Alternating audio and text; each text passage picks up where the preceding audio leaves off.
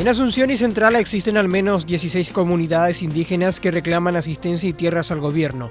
El presidente del INDI prepara una batería de proyectos si el Congreso aprueba un mejor presupuesto para el 2015.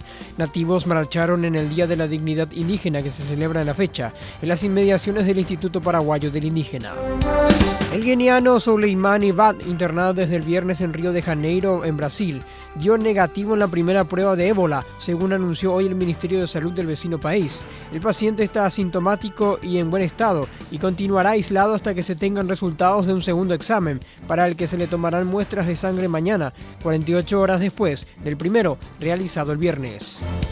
Paraguay figura en el grupo de países latinoamericanos que harán una compra conjunta de los llamados kits de ébola, destinados a la seguridad de los profesionales de la salud y familiares infectados, anunció un portavoz de la Organización Panamericana de Salud en Asunción.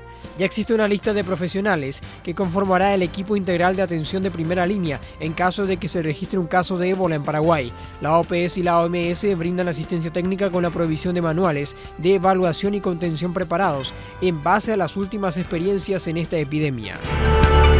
En Pekín, la última organizadora del Mundial Brasil venció en partido amistoso de fútbol al último subcampeón del mundo, Argentina. Los dos tantos fueron marcados por el número 9, Tardelli. El encuentro corresponde a la fecha FIFA y pone a prueba a los dos técnicos, a Gerardo, Tata Martino y a Dunga.